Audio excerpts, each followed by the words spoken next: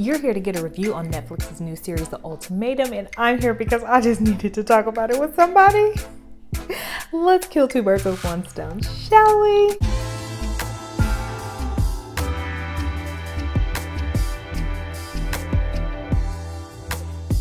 Well, hello there, gorgeous. I'm Alyssa Simone, your go-to girl for all things budget-friendly lifestyle. However, today we got a little bit something different going on. I binged on this new show called The Ultimatum. Now, there's the reunion and the choices that haven't taken place yet, but oh my gosh. So if you don't know what the show is about, I'm going to give you a little bit of backstory, but as soon as I'm done with the backstory, honey, spoilers all around. So if you don't want to get spoilers, go ahead and click off this video, but before you do, go ahead and like it. Any schmoo. Okay, let's get into it. So The Ultimatum is a show about 6 couples. One of the persons in each relationship is ready to get married and the other person is not for whatever reason. So what they did was they brought their partner to the show to do kind of like a dating experiment. So if you like dating shows, this is a good show for you. So they brought their couple to the experience. So what's going to happen is basically they talk about why they're bringing their partner, why their partner does not want to get married, and then they're going to all mix and mingle amongst each other. And then from the mix and mingle, you decide which one of the other partners you want to do a 3-week trial live-in marriage or relationship with, and then after that, you do a 3-week trial back with your original partner. And from there, then you make a decision. Do you want to stay together and get married? So do you want to get engaged? Because there's no stay together and that's it. It's just you get engaged or not. Or you go with the other person that you kind of got chummy with, or you go on about your life. So that is the basis of this show. Have you... messy. I don't even know why I kept watching it, because I'm just like, this is gonna be a mess. But I went ahead and kept watching it because I don't know, I like dating shows like that, you know.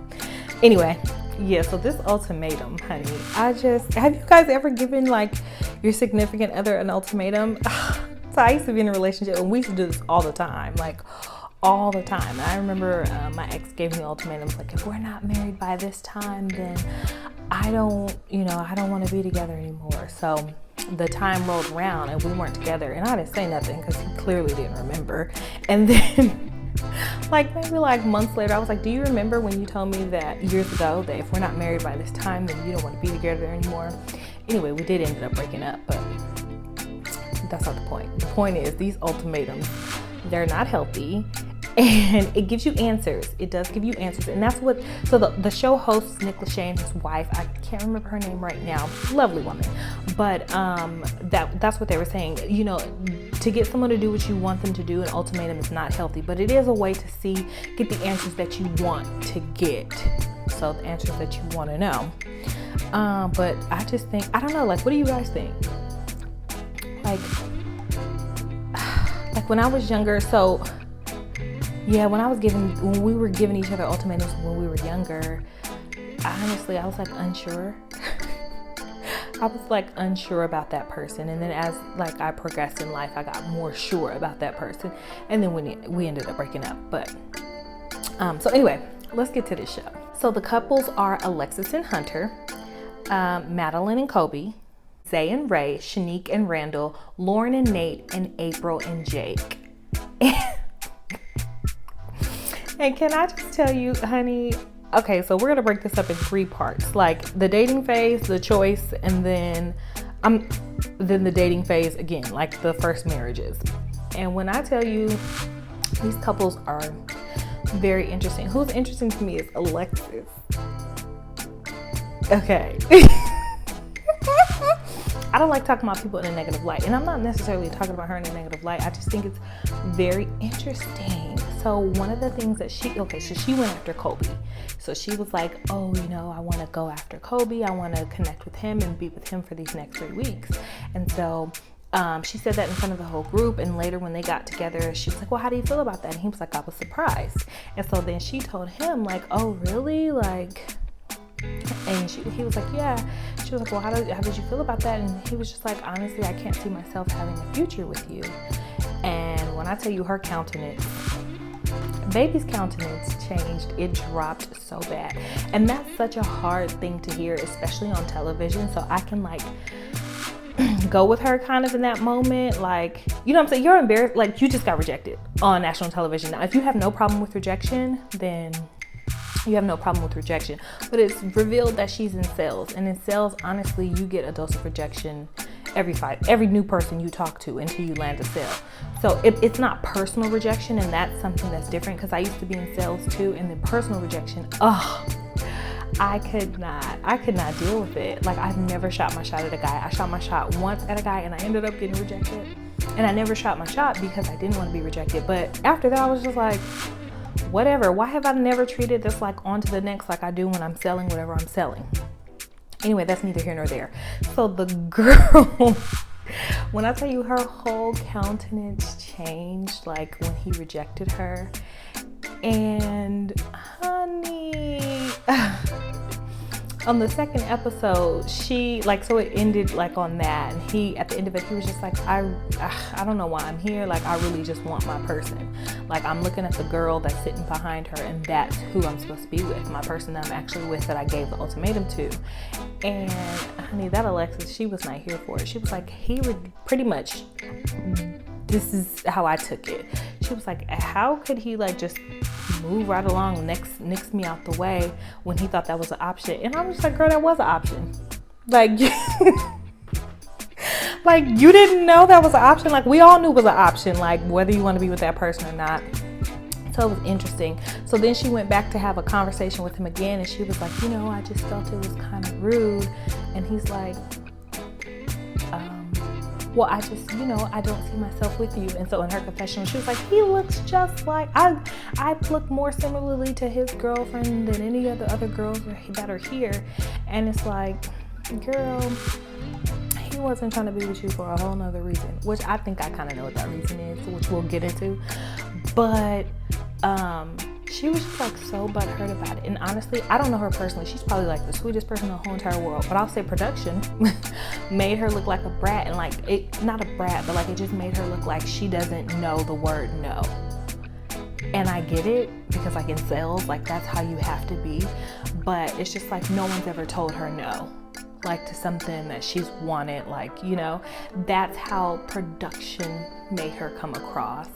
And so for me, I'm just like, girl. So she goes off, this is what made it bad. She goes off and bad mouths him, and then tells his girlfriend, like his original girlfriend, like he's been with for 2 years, like, oh yeah, I would not be with that person, da da da da da. And it's just like, girl, he told, like, you asked him a question, like, if you don't want the answer, why'd you ask? Crickets. Anyway, so anyway, in the dating phase, people are just getting to know each other.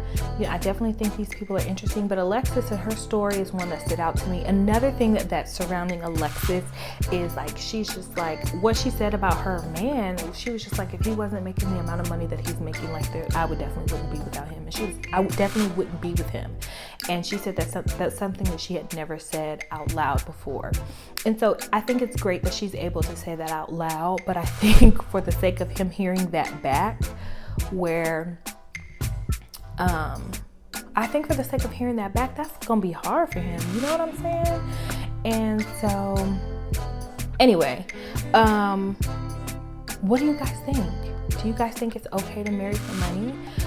Because back in the day, like, marriage, like Western civilization, we have a big thing on love and like romanticizing things. And you know, I have my thoughts and opinions, and if you would like to know what they are, comment below and let me know if you want to know what they are.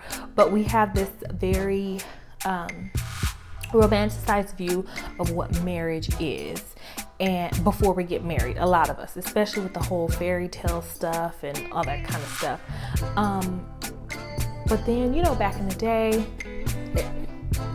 business contracts a lot of the time.